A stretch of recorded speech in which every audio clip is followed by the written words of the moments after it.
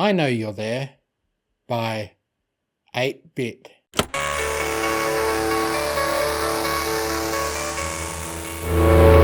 Hello? Is this working? Testing. Let me just adjust the sensor here and... Esto es mejor. No, momento. We is nine. We. Angelique. Last and This. Is that working now? Okay. Phew, sorry about that. Just a little smidge of temporal interference in the conscious matrix protector. It's a finicky component. Sometimes it needs a little... kickstart. Don't worry about that beeping sound. It's supposed to do that. And, please try to ignore that burning smell. It's probably fine. Right, we'll make a start. Since all my readings are looking stable-ish, so if I've done this right, I should be directly addressing you now. As in, I'm talking specifically to you. Which, yeah, sounds weird for me to finally say out loud. Very weird. I mean, by all logical reasoning, this is an impossibility. But at least after an entire lifetime, here I am, talking to you. It really is fascinating. All these years, you've had windows into my world of all shapes and sizes. I never saw them, at least not at first. But I could always feel them. Not to dig too deeply into the Pinkie Pie vernacular, but after some time I learned to develop my own pseudo-Pinkie sense that, well, told me you were watching. Yes, you. I know. This is some kind of unusual plot device giving the illusion that the one and only Princess Twilight Sparkle is addressing me and me alone. Okay, believe that if you want. It might be a more palatable option than the alternative. The alternative, of course, being what's true. And honestly, I'm not really all that concerned if you'd rather believe the former. Maybe the truth is outside what you'll accept as reality. But either way, please permit me to speak my mind. Firstly though, I am a princess. It wouldn't do to forget myself or my manners. It's nice to finally meet you. My name is Princess Twilight Sparkle, but if you are who I think you are, you already know that. Oh, I could fill a dozen books with what I suspect you know about me in my world. There's one thing I'd like to know though. Why don't I ask, what's your name? Oh.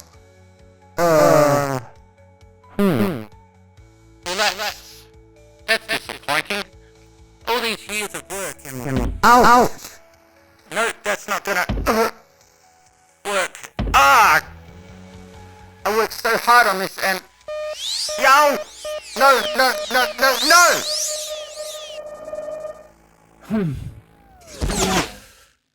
Deep breath, Twilight old mare, deep breath.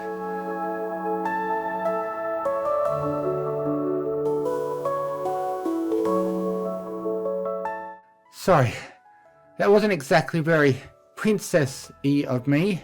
Certainly a side of me that very few ponies ever get to see. Then again, you've seen me at my highest and at my lowest, so there's really no point trying to hide anything from you, is there? That was a rhetorical question, so don't feel the need to answer that, though it seems this conversation is going to be rather one-sided. I'm not sure what I've done wrong on my side, but it looks more like vocal communication is limited to one way. That way being from here to there, just like, as far as I can tell, it always has been. Well, I guess you're probably wondering what's going on, so let's start with addressing that. You see, the notion of your presence has always been there, lingering in the back of my mind like a nagging voice, even more nagging than Spike trying to get me to go to bed when I was hours deep into a midnight study session. Long before my ascension to princesshood, there were moments every now and then where I felt a strange sensation, like some pony was observing me from a long way away.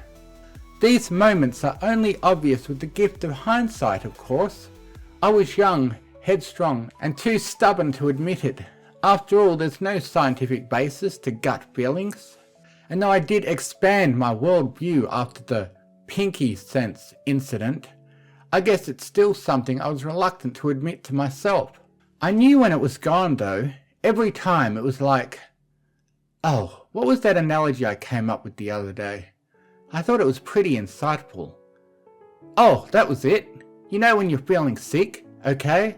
Headache, stomach pains, overbearing in-laws, etc. And you're just desperate for it to be over. Eventually, as much as you just want the pain to stop, you sort of become accustomed to its presence.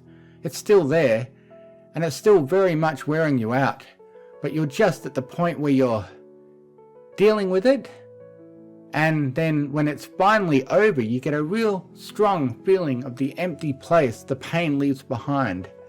Well, that's what it always felt like. The presence was hard to get a read on, but when the presence left, its absence was impossible to miss. At the time, I brushed it off as paranoia or the result of an overactive imagination. I was always distracted with more serious matters, it seemed, and that's when I realized the presence, it never showed up for the slow days. Not once when I was doing inventory reconciliation at the library, nor when it was laundry day, and especially not during my 7-hour meeting at Ponyville Town Hall to discuss belated planning permissions for the magical castle that sprouted out of the ground in some pony's garden. However, as time passed and I grew accustomed to my new role and responsibilities as a princess, those fleeting moments of awareness became more pronounced. It was as if a veil had been lifted, allowing me to glimpse the truth that had been hiding in plain sight all along, that windows into my world were being opened. At crucial moments in my life, and the lives of my friends, your presence was never a figment of my imagination. It was an intrusion into my existence I had been dimly aware of, but couldn't quite comprehend. Now, I'm really skipping over the bulk of the facts here, coming to this conclusion. Well, let's just say it didn't happen overnight, and it really was not an easy idea to come to terms with. Hey, Twilight? Yes, Twilight. Just so you know, your entire perception of reality as we know it is wrong.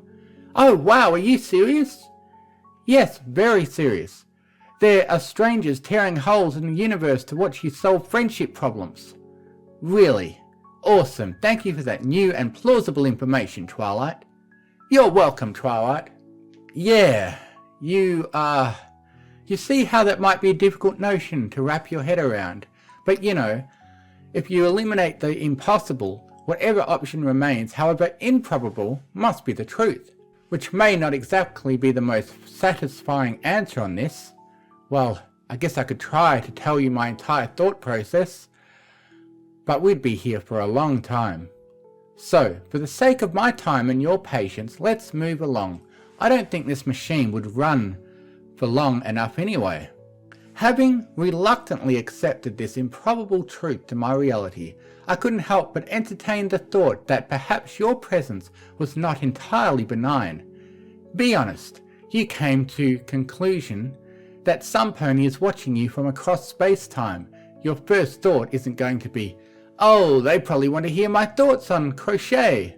Although, for all I know, you got that spiel from Rarity or Fluttershy, or both. They did have weekend crochet lessons where they... Sorry, that would be a long tangent. Back on topic. I couldn't shake the feeling that the eyes watching me from the other side of the proverbial window might harbour ill intentions. What if they were not merely observers, but agents of some unknown force? I mean, by that point we'd already dealt with Nightmare Moon, Discord, Chrysalis, and an army of changelings, Sombra, Turek, Starlight Glimmer, and the Union of Librarians. Although, I don't think you saw that last one. I don't remember sensing your observation, which is probably for the best. It took months of recovery and intensive therapy for me and my friends to come to terms with that ordeal. With all these threats dealt with and Equestria's safety assured again and again, I had plenty of time to think over what this silent observer might be doing with the information they gather. What might they be plotting and scheming behind the scenes? What if their gaze held not admiration, but scrutiny and judgment? The idea sent a shiver down my spine every single time. What if they were watching every victory we had over the enemies of our lands, to formulate a winning tactic that could ensure our downfall? And so I just sort of looked back. I've always been a studious pony, and studying includes observing, analysing, and understanding everything around me. It's part of who I am, a natural thirst to seek out the new and exciting, with the stronger sense of what to look for when this presence came around again. I slowly started to reach out, to pierce the veil as it were, which is when I realised that these windows were, in fact, windows. Because I was able to look back through, and for the first time ever I was able to realise, well, there you were. Looking back wasn't the hard part. Magical principles are difficult to convey to a creature like yourself who, contrary to what I expected by your ability to glance across dimensions, are unable to wield magical power of their own. To put it in a way you could understand, it was just a case of waiting for the window to appear, then using my magical senses like an extra limb, reach out and find the edges. Once that was done, it was just a case of finding the center and sort of pushing back.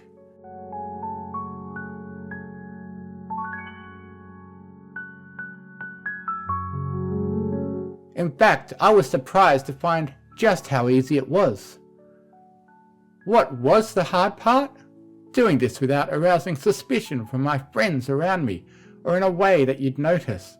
After all, on the off chance that you were an enemy of Equestria, I couldn't let you know I was onto you, now could I? And every pony around me would probably call me crazy for trying.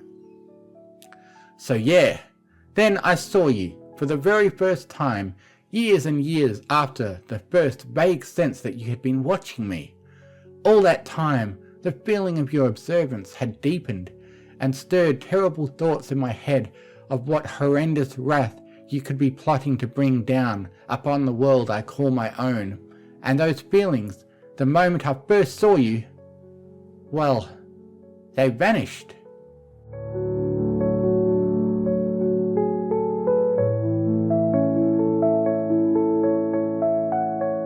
You are no enemy, no warlord, seeking to wreak power over my home, no villain with cruel intent. You're not even anything malicious, you're just you. Somebody looking out across the cosmos to glance upon a different world. Why? Curiosity, plain and simple. This was a big relief to me, I have to admit. That being said though, it is a violation of my autonomy, and that's a breach of trust that cuts deep. I've spent years cultivating my friendships, building bonds of trust and understanding with those closest to me, and yet here I am, and have been exposed and vulnerable to the whims of an unseen observer. It was a bitter pill to swallow, a harsh reminder that even as a princess I'm not immune to the intrusions of others. And yet, I've always been curious about other cultures, other worlds beyond Equestria's borders.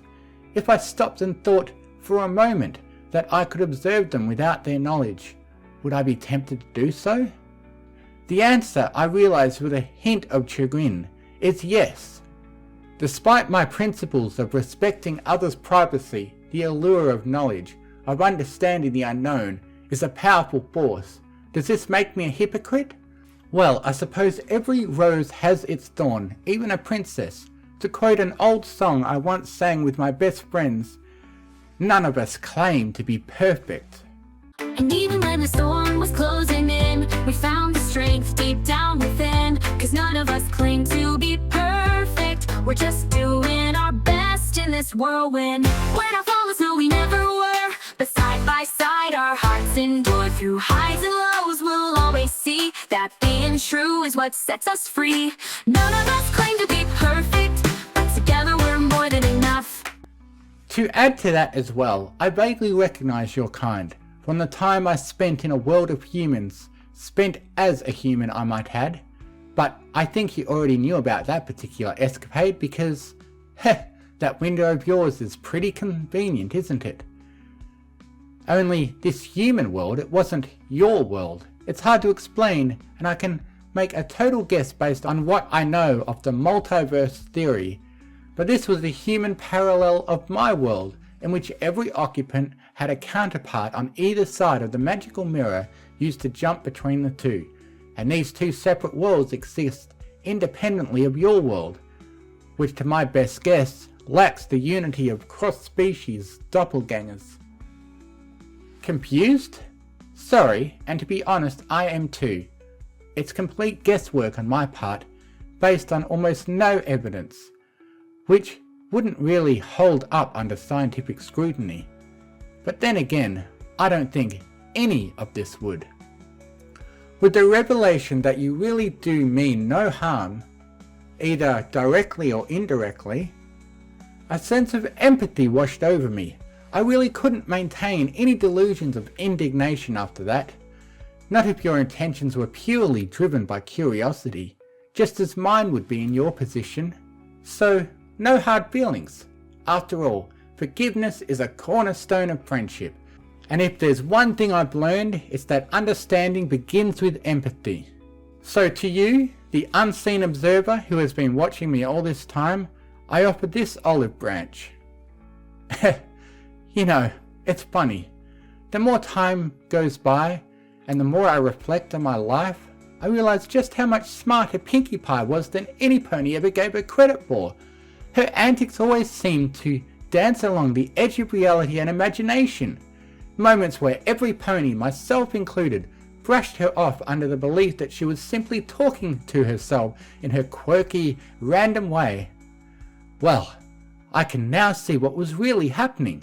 She knew you were there the whole time, and she was talking to you in her own irrepressible way. She threw herself into embracing the essence of our interconnected realities.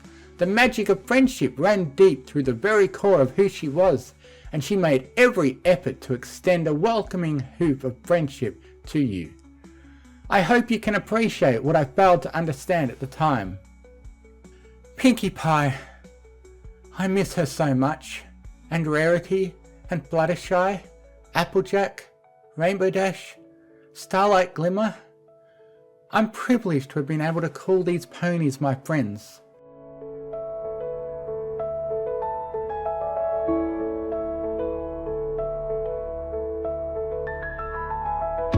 If they were here now, though I would struggle to get a word in edgeways, I just know that there'd be more hooves of friendship extended your way. I miss them all so much. Time is passing quickly now, quicker than it ever seemed to. It only feels like yesterday when I first took Luster Dawn under my wing as my personal student. But now her great-great-grandcolt is proving himself most adept in this beginner transmutation course. He's a natural talent, just like she was, just like I was. I sense something very special in him. Which, well, brings me to today. The windows between realities, they haven't opened in decades. Some time ago, I set my sights upon the task of opening one myself, even if for the last time. It was no simple feat. That much I can say, and required as much of my engineering prowess as it did my significant magical ability. It's quite a nifty machine I've put together here, but it's already been running longer than I expected and... Ow! That's not good. Judging by the fact that the heat sink is starting to glow orange and... Yes, I might have just burned my hoof on one of the thermal cupolas. No, we don't have much time left. Before we part ways, for what I suspect will be the final time, I do have one teeny tiny confession to make. You see, I worked out quite early on when I was building this machine that merely constructing the window wasn't going to be enough. For whatever reason, the onus on allowing the window to open falls on your side of the dimensional barrier. So I formulated a plan, and sorry, in advance of what I'm about to tell you, The completion of my machine allowed me to protect my magic from my world into yours. And, well, manipulate you into opening the window under the guise of your own free will. Sorry again. In your mind, the idea of, oh, that looks like it might make for an interesting story, I think I'll give that a go, might have felt like your own volition, but yeah, that was me, poking around and pressing the right buttons to lead you here for the third time. Sorry, but it worked, right? And might I add, you had been watching me for years before I even became close to being aware of the exact nature of what was really happening, so I kind of think that the two acts cancel each other out in terms of you did this to me versus I did this to you. I think we can call things even, don't you? I really don't like the way the cooling fan on my machine is rattling, so I think we can just cut to the chase now. The reason I brought you here was to say thank you. Even though I spent so long being uncertain of the true meaning of your presence, you were a constant during the most eventful times of my life, when Equestria was in peril again and again and again. Everything seemed to work out in the end, and it feels to me like it's because you were there watching me. There were dark days, yeah, that's an understatement, but things always worked out in the end. And eventually, the fact that you were there watching me gave me the reassurance to carry on. When the Storm King robbed all Equestria of its magic, I knew things would be okay if I kept fighting. When Stygian's very being was held fast by the pony of shadows, I had the courage to persevere. When Chancellor Naysay tried to drown me in more bureaucracy than the average pony can withstand, I filled out the necessary paperwork in triplicate. And when the incident with Grogar's bell, you know what, I think you get the idea. Now, please take this praise in moderation. Ultimately, it was the bonds of friendship I had forged over time that proved to be our greatest strength against the evildoers who threatened to tear up everything I held dear. But knowing, deep down, that observers outside our reality were watching keenly and counting on us to succeed, well, the effort was indisputably our own, but it was a comforting presence, like when me and the girls would cheer on Rainbow Dash at her flying events. Yes, it was her abilities that filled our trophy cabinet, but she admittedly, quietly, on almost every occasion that having our support was immensely helpful in alleviating some pressure. So, yeah, that's about all I have to say. It's weird because honestly, I don't know what happens now. For longer than I can remember, I lived in a world that you were watching. My goal to open this line of communication one last time has been achieved, and I can say wholeheartedly that I have no idea what happens next. It's an existential question that's bugged me for a while. What is there for me now that this purpose has been expended? I guess that's for me to find out. Hey, I've definitely faced worse. When this window closes, it will close for good, and I sincerely wish you all the best. Whatever lessons you sought from glimpsing my world, I hope you learned them.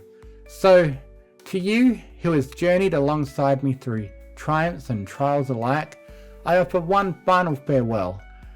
Though our paths might never cross again, know that your presence will always hold a special place in my heart, And your absence will be felt strongly.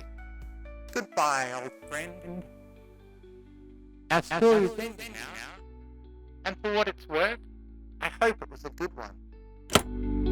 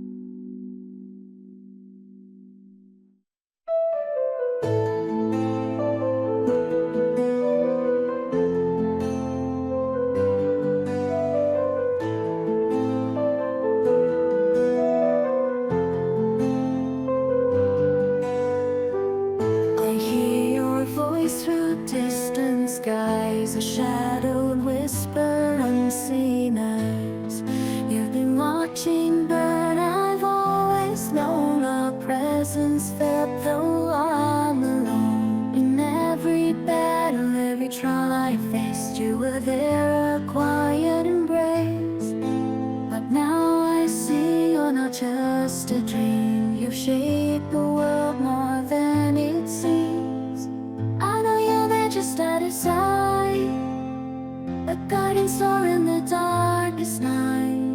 You've seen my struggles, felt my pain, through every storm, through every rain. And though we've never met before, I feel your hand, I know there's more.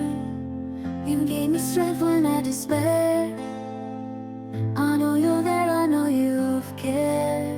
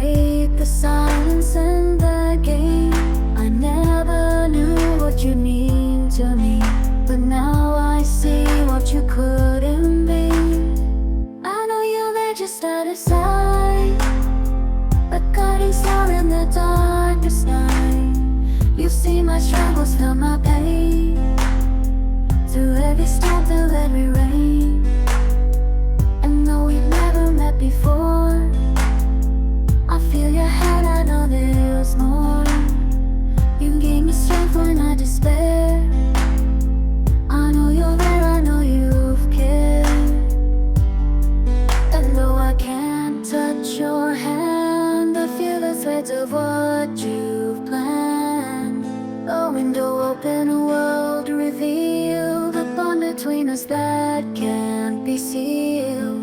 But now at last I speak your name, not just to watch her in again.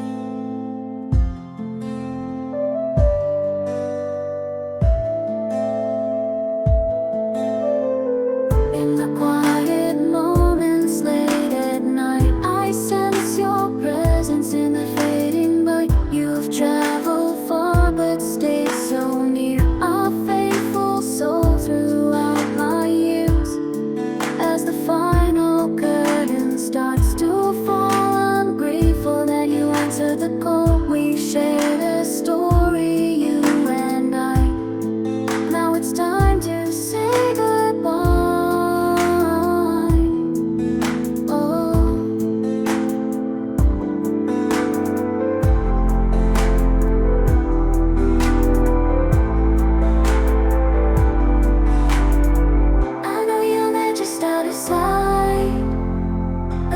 Star in the darkest night, you see my struggles, felt my pain, through every storm, through every rain.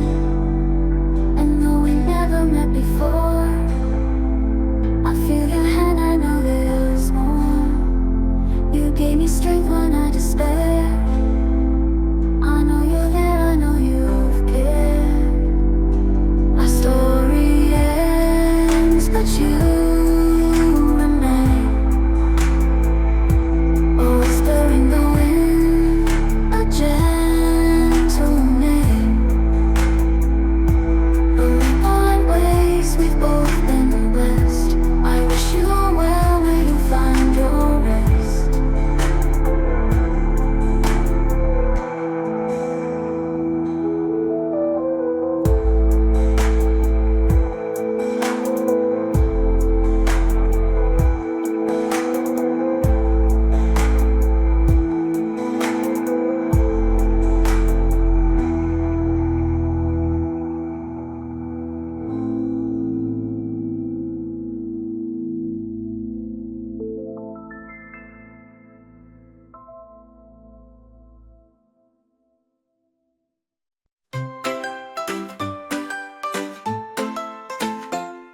we've stumbled down some broken roads. With every step we learned and we've grown. No crown too high, no task too small, but through it all, we've hit a wall. And even when the storm was closing in, we found the strength deep down within. Cause none of us claim to be perfect, we're just doing our best in this whirlwind. When our flawless, no we never were, but side by side our hearts endure. Through highs and lows we'll always see that being true is what sets us free. None of us claim to be perfect, but together we're more than enough. Rarity's grace, Applejack's might, Fluttershy's kindness shining bright, Rainbow's courage, Pinky's cheer, and through it all, we're always here. We face the trials, we chase the skies, with laughter and love, no need for disguise. Cause none of us claim to be perfect, but we lift each other with every stride. We're not flawless, no we never were, but side by side our hearts endure. Through highs and lows we'll always see that being true is what sets us free. None of us claim to be perfect, but together we're more than enough.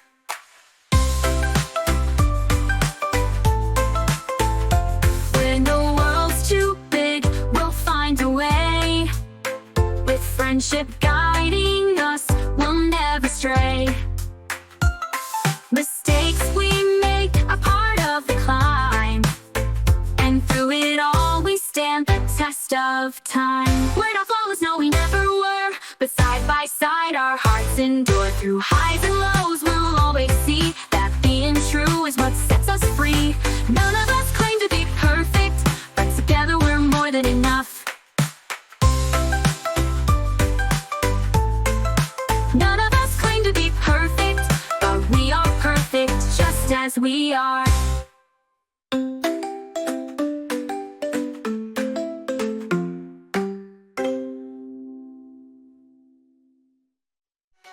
It's the Mr. Tony Fiction channel. Mystery, also available as a podcast on Spotify. Bonnie and Easy Lungo is Miss Tony, by the way. Fiction. Fiction. Make sure to like, comment, and subscribe. You can also become a member for early access and exclusive content. Only $149 a month.